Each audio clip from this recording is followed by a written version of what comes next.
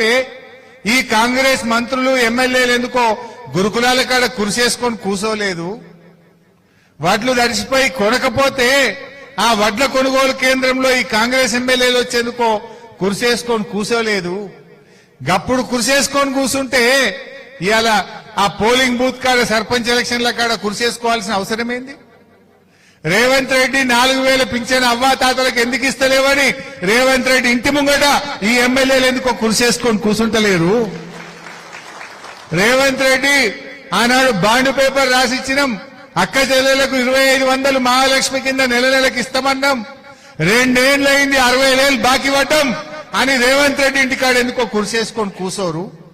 గాడ కురిసేసుకొని కూసుంటే polling booth కాడ కుర్చీలు వేసుకొని కూర్చోవాల్సిన అవసరం లేదు. అది ఈడ కుర్చీలు వేసుకున్నా, వంగి వంగి దండాలు పెట్టినా, బెదిరించినా, పోలీసుల్ని వాడినా ప్రజలు తెలివైన వాళ్ళు మిమ్మల్ని బండకేసి కొట్టిండ్రు, బీఆర్ఎస్ పార్టీని గెలిపించారు. పట్టుకైనా కళ్ళు తెరువుంది.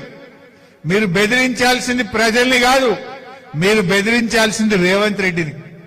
నువ్వు ఫుట్బాల్ షోకులు కాదా రేవంత్ రెడ్డి, నువ్వు ఆడుకోవడానికి 5 కోట్లతో స్టేడియం కట్టుడు, వాడు మెస్సీని పట్టుకురావడానికి 100 కోట్లు ఖర్చు పెట్టుడు, అందాల పోటీల మీద 100 కోట్లు పెట్టుడు.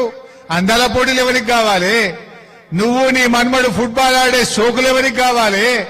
ప్రజలకు పిల్లలకింత కడుపు నిండి అన్నం పెట్టు, చెప్పిన ప్రకారంగా బోనస్ పైసలు ఇయ్యి, ఇచ్చిన మాట ప్రకారంగా అవ్వా తాతలకు 4,000 పింఛన్ ఇయ్యి, ఇచ్చిన మాట ప్రకారంగా అక్క చెల్లెళ్లకు 2,500 ఇయ్యి.